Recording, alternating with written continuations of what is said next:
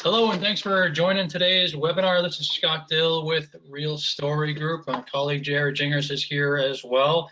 And today we're going to take you through the right way to select digital asset management technology. Certainly a topic that's near and dear to our hearts. We've been helping organizations with technology selections for almost 20 years now, and been covering the DAM technology marketplace in particular for the last 10 to 12 years. And Jared's really been at the forefront of that research. So he's going to really provide you with some great tips around the right way to select, and maybe some advice on, what are some potential wrong ways to that some organizations go through in terms of selecting DAM technology. So stay tuned for that. He'll take you through the heart of today's presentation. But as we get started, I just wanted to mention a couple of housekeeping items of notes. First, thanks for attending. You will be receiving a copy of the slides from today's presentation, and a recording will be available over the next couple of days as well. Also, we should have some time for questions today. If not, certainly we can get back to you after the session. So if you do have questions or feedback, want to challenge us on anything, please enter those into the questions tab in the GoToWebinar control panel. So what we're going to talk about a little bit here as we get started is a little bit more information about Real Story Group, who we are, what we do. We've been at this for, as I mentioned, 20 years now, and really people know us for our advisory around vendor selection. The way we go about it is a little bit different than most analyst firms that you may be familiar with, as we don't say, here's the best vendor, here's the worst vendor, but rather, what's going to be the right fit for what it is that you're trying to do. And so with that, you can work with us in a variety of different ways. First and foremost is our vendor selection advisory, where you actually subscribe to one or several research areas. In this case, it'd be DAM technology. You can have access to all of our vendor evaluations. You can also get advisory time with Jared and the rest of our analyst team to really validate a short list or provide some deep dives on some individual vendors. We also have a stack advisory option available to you, where in this case you would subscribe to all of our research, have that at your fingertips, along with 20 hours of advisory time with our team, and can really take a more holistic look at your omni-channel or MarTech stack, and provide you some guidance as you move forward with your strategic planning. And then we do have a number of folks that have joined together to form our Omni-Channel Stack Leadership Council.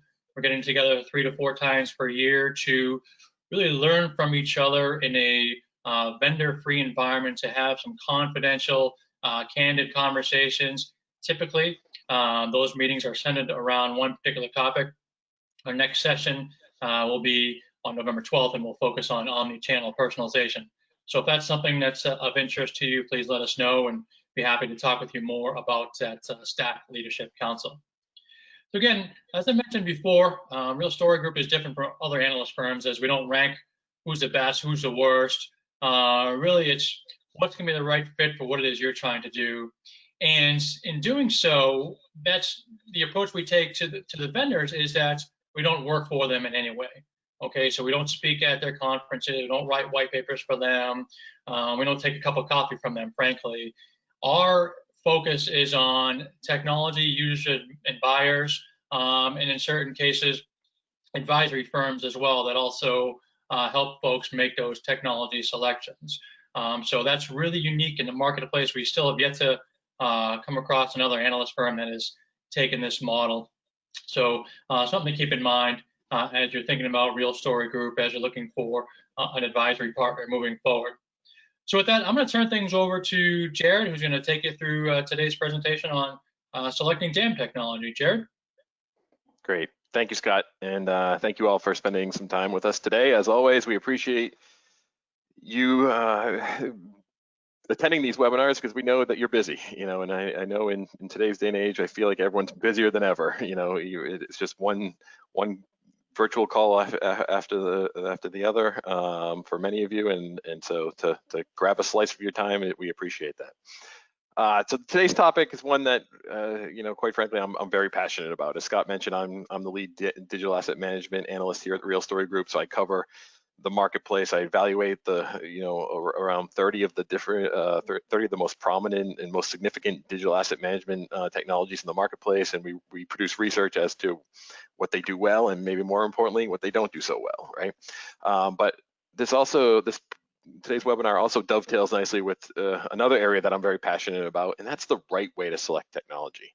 I've been in this game for about a little over 20 years now, and nothing pains me more than seeing an organization doomed to failure because they selected the wrong technology from the outset. It's really so frustrating to seeing organizations trying to put that that square peg in a round hole, right? And it's just a constant battle of resources and human resources and monetary resources and just wasted time over potentially years and years and years. And so what we'll be talking about today is a way to talk about both these things. We're going to talk about how do you, as an organization or as a leader in your organization, make sure that your enterprise selects the right digital asset management system for what you're trying to do. So first, we're going to start out with a little poll. So if you don't mind, I would just like to ask this first question.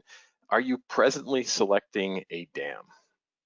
So if you don't mind, quickly, just give me a quick sense of what you're trying to do. Are you a vendor? Are you a consultancy potentially that helps your clients select technology? Are you just trying to learn about digital asset management? Are you actively looking now, or maybe are you planning to look later in the year? Let's give you one more second, and all right, let's call it. Let's share the results here, and we have a number of consultants on the line, but we have about 16% of you who say you're actively looking now, and 32% of you saying you're planning to look either later this year or in 2021. That's interesting. I can honestly tell you, from where I sit, recently we've noticed in the COVID world that a lot of technology projects have been accelerated. Things that might have been on the back burner have really just come to the forefront, and people realize that they probably realized that they needed this technology all along, but it's just accelerated or exacerbated the fact that they needed that. And so we've seen a lot of technology selections happening right now. But in particular, we've seen a lot of DAM technologies, particularly, as you might imagine, people working remotely or, like never before, and they need to share assets. And people are getting really frustrated when they have to email those assets or share the Box Link or Dropbox or any other cloud file sharing tool, and people are getting really fed up with that, and they say, what if we could have this a true asset management system to help us manage our assets through that lifetime? So really interesting. Thank you for showing that.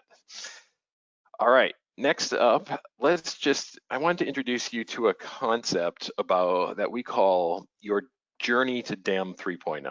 Now, this is a chart that I've been using with a number of our clients, because when it comes to digital asset management, everyone's at a different stage of their journey, right? Some people are just getting started and looking at DAM for the very first time.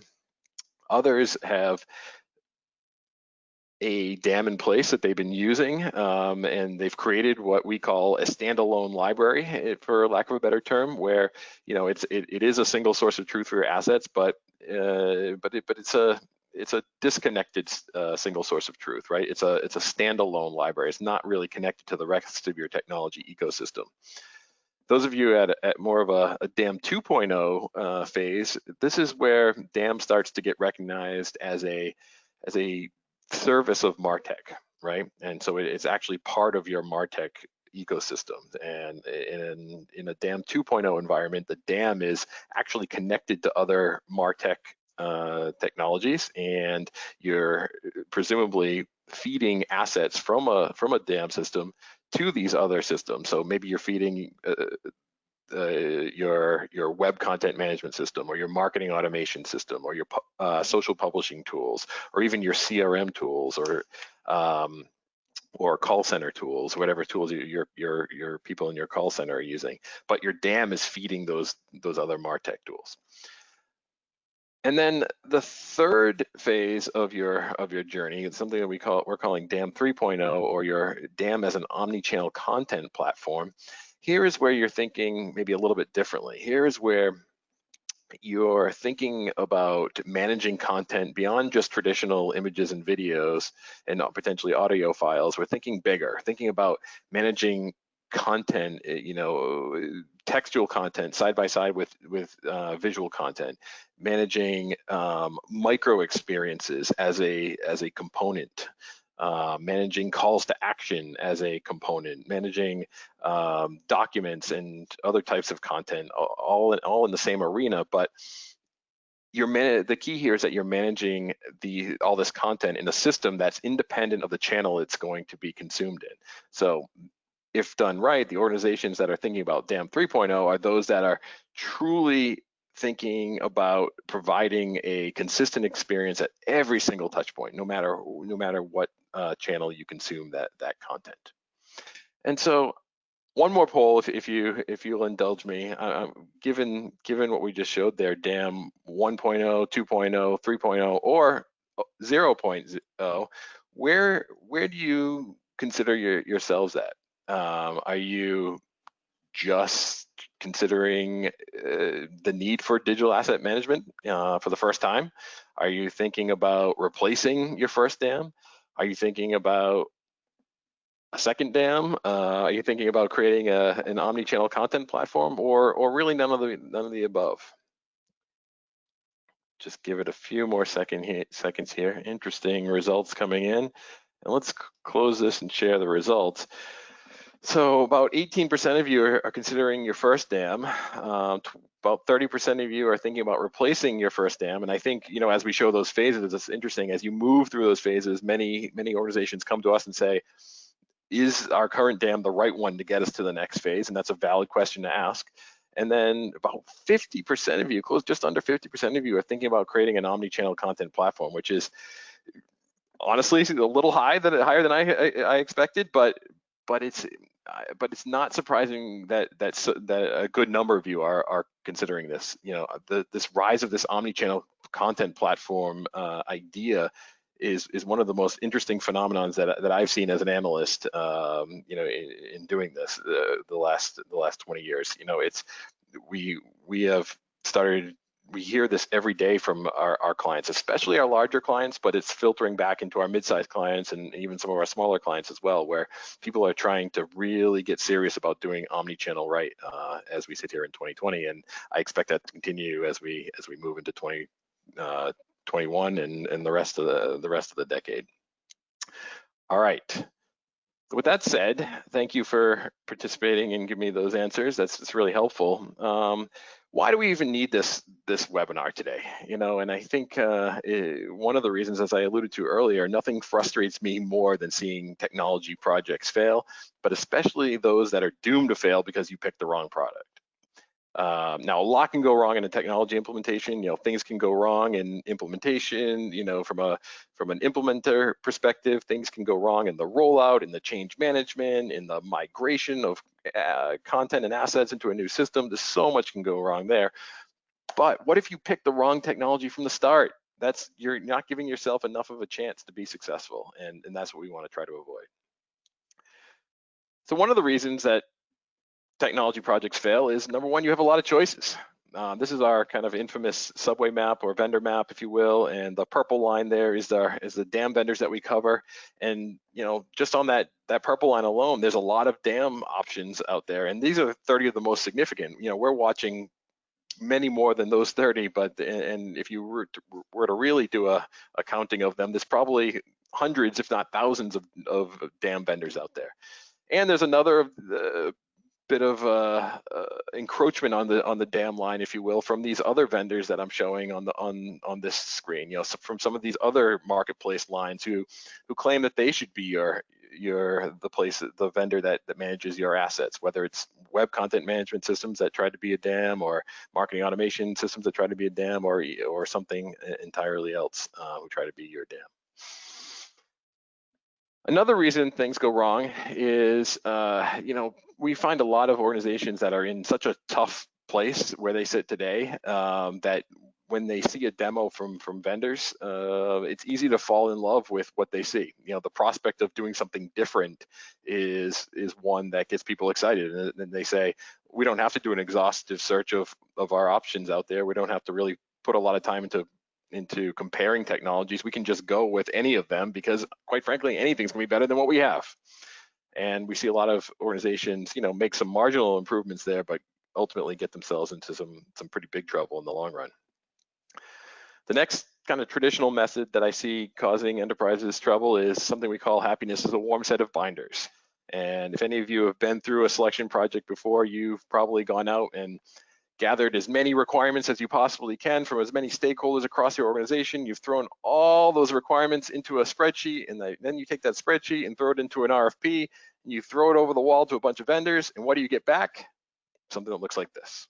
A bunch of responses that wasted the vendor's time, and quite frankly, probably are going to waste your time, because what usually happens in this case is the vendor gets that RFP, gives it to their lowest ranking employee, or maybe the newest employee, and then that employee cuts and pastes from the previous RFP that they responded to last week, and it's just a waste of time for everyone. Another traditional way is the my Cousin Vinnie approach, and this is the way that often happens when you do some networking. And you might recognize that you need a new dam system, and you call your friend who's in marketing at another organization or a similar organization even, and say, well, what did you use for dam? And they might say, oh, I got the dam for you. This worked great for us, and you should try it out. And a lot of organizations do that. They talk to their friends, they talk to their peers, and they say, let's bring them in. Let's put them on the short list because it worked for X, Y, and Z. And just like getting set up on a blind date, that's what we're talking about here. Your needs as an enterprise, even if you think you're similar to another, are probably unique. We've yet to find two organizations that are exactly like and have the exact same needs. So don't do that. Next is the family car approach, and I always say that this when I first got my driver's license, I expected to be driving my first car to be some sporty red car, and instead I ended up driving the family minivan because that's what we had, right? And this is how a lot of organizations end up managing their assets in things like SharePoint or Dropbox or Box, and those, we all know those aren't digital asset management systems. So just because you go to your IT department and say we need to be managing assets, be careful when they say, well, you can just manage those in SharePoint or Box. Be careful about that. And then the last one I wanted to highlight is the horse race analogy, where, you go to a track, and if any of you have bet on the ponies before, you know that when you walk into a track, you get a little racing form with just a snippet of information about each horse, and you're supposed to put your hard-earned money on these horses based on just that little bit of information. And that doesn't work either. That's not enough information. That's not enough due diligence for you to make an informed decision. It's really what you're doing is gambling. And that's what we want to take out of this process. There's too much guessing in the traditional process, and that's what we want to take out of it. So let's talk about a different way. So when Tony and I wrote the book about the right way to select technology, we really based what we put into that book, into our methodology, is really based on our experiences that we've seen work on some of the most successful technology selections that we've seen over the years, and the principles of design thinking. Because design thinking is a process and way of solving tough to solve problems, and we said selecting the right technology is a tough to solve problem. And if you were to break it down even more, what we're talking about when we talk about design thinking, we're talking about drawing from a designer's toolkit to integrate the needs of people, the possibilities of technology, and the requirements of business success. Sounds like selecting technology, right? And what we found is when we dug into the design thinking principles even more, those most successful projects that we'd seen over the years, they aligned so nicely to the design thinking principles. And so we took the empathy, definition, ideation, prototyping, and testing phases and said, let's map them to a traditional selection funnel, right?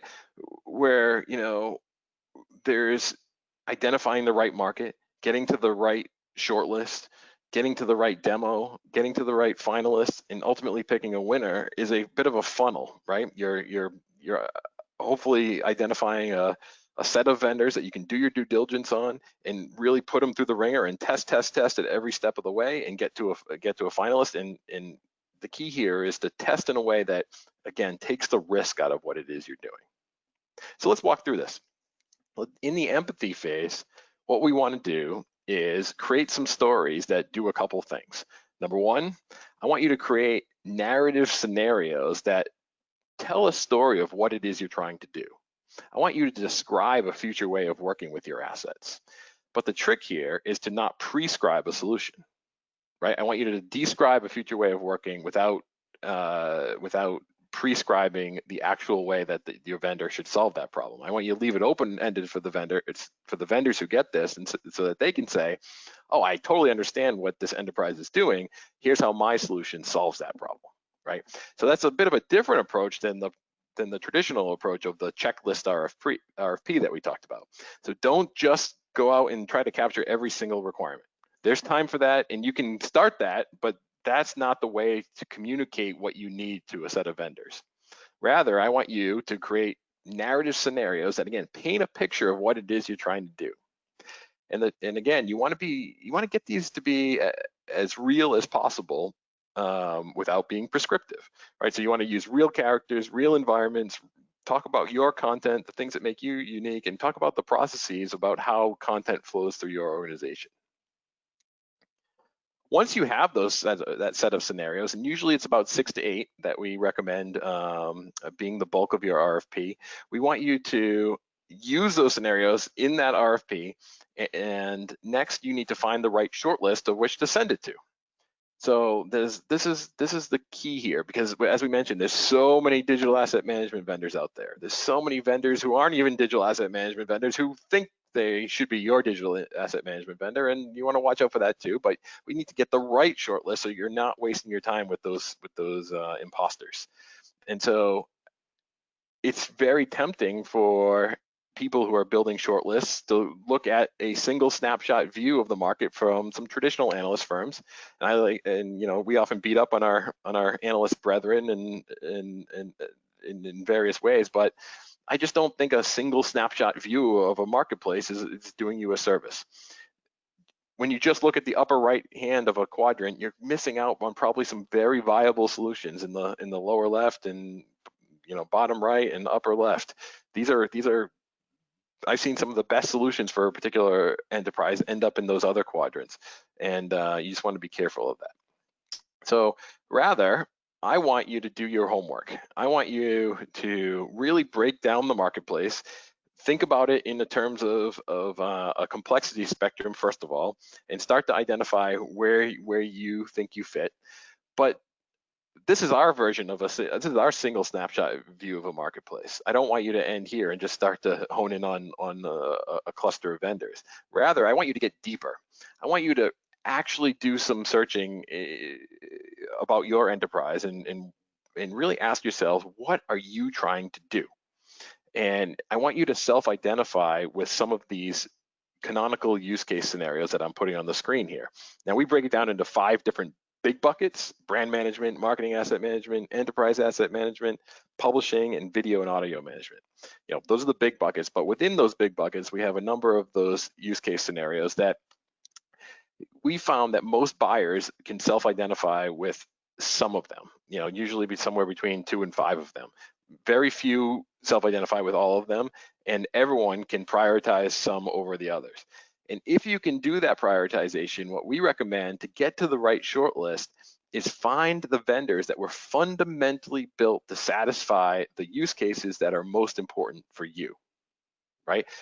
The way we work with our clients, we use something called our Real Quadrant shortlist generator. And here we marry up what you tell us is most important with you in your organization. We marry that up to the ratings that we give as to the suitability for these use cases for each of the vendors that we cover. And we give you a real quadrant that is not a single snapshot view of the marketplace, but a view of the marketplace that is customized to you and what you're trying to do. All right, so let's presume we have the scenarios, We have created an RFP, or oftentimes we recommend in the DAM world specifically something we call an RFP&D, which is a request for proposal and demo. Sometimes that can shortcut the process a bit. And if you're certain you have the right shortlist and you've done your homework and you know you have the right shortlist, you can take that risk and it's more of a calculated risk to get it to shortcut this process a little bit and get them right into the demo. And quite frankly, the vendors take you more seriously when you do, because they know they're going to get to at least the demo phase. And the demo phase is where we are now.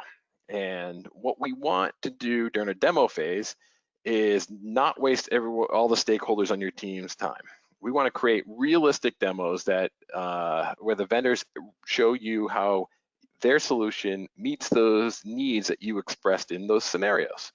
So if anyone's sat in a vendor demo before, so it can look like something like this. They can be long days, particularly in a COVID world where we do these things on remotely. Last week we did some DAM demos for a museum client of ours, and we did half-day demos for the week, and it's a long week, and it takes some discipline for the stakeholder team to pay attention. But the key is to make sure everyone attends all the meetings, and don't let the vendors come in and give the same canned demonstration they give everyone else. That's a waste of time, because they're always going to show you the latest and greatest features and functionality and the bells and whistles, but you need to make sure that what they're showing you is something that resonates with your team and really addresses the future cases that you laid out in those scenarios. Finally, once you get through demo week, in a perfect world, you can down select to your finalists. And from there, what we usually recommend is a competitive proof of concept, where you're using your scenarios again, usually a subset of those scenarios. You might give the vendors more real content. You might involve more stakeholders, more actual users of the future system, and you want to create a real environment as much as you can. But basically, you're mimicking a real implementation project as much as you possibly can. Sometimes it's called a bake-off, where we always say, to make it real, you got to use your cooks, your ingredients, and do so in your kitchen as much as you can. And this is sometimes the most controversial step in the process, because it can be pretty resource intensive. But I can honestly say the most successful technology selections that we've ever seen are the ones that put time into this final step.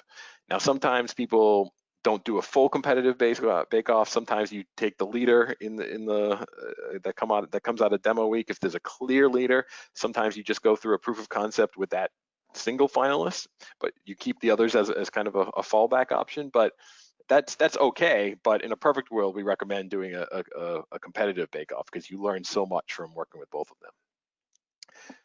So what we're proposing here in this different way to select technology, and as we call it, we think it's the right way to select technology. You've created a situation where you've adopted an iterative approach where you sketch light, maybe imperfect requirements at the outset. You don't try to capture every single thing. You talk about a future way of working, and you use those scenarios to test that vendor at every single step of the way.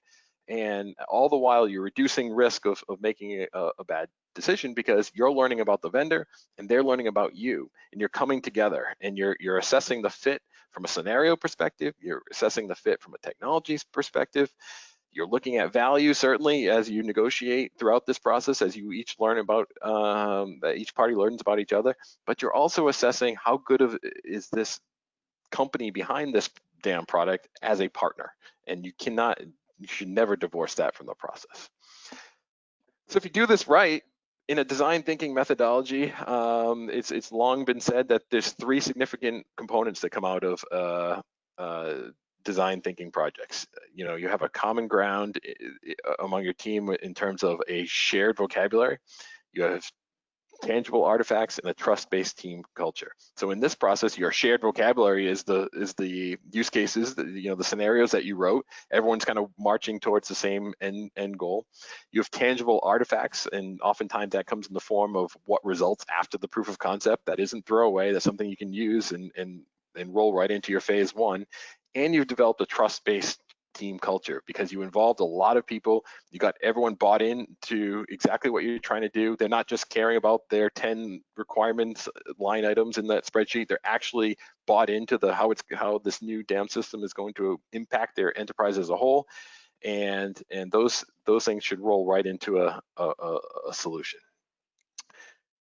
Jacob Nielsen is a user experience guru, if you will, and he often talks about design thinking. And sometimes I've heard him say, a wonderful interface solving the wrong problem will fail. Well, I've taken that to say, here at Real Story Group, we think a wonderful technology solving the wrong problem will also fail, and that's what you want to avoid.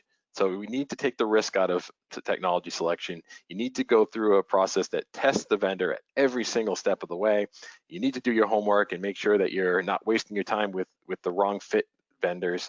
And if you do those things, I'm very certain that you're going to find a partner that's going to be good to get you not only to the next step on your dam journey, but hopefully get you all the way to your dam 3.0 aspirations. So with that, let's wrap up. If anyone wants a sample of the dam technology research that we're constantly updating and putting out, feel free to go to the Real Story Group site and download a free chapter. If anyone wants a copy of the book, feel free to contact us or go to rosenfeldmedia.com. You can get it there, and you can get your own either ebook copy or a physical copy of the Right Way to Select Technology book. But as always, feel free to contact us if you have any questions. We're very accessible. My email's here, jjingras@realstorygroup.com. Feel free to shoot us an email or connect on LinkedIn, and I'll be happy to talk with you about where you are on your dam journey, and we'll help you get to the next step. Thank you all for your time today. Let's chat again soon.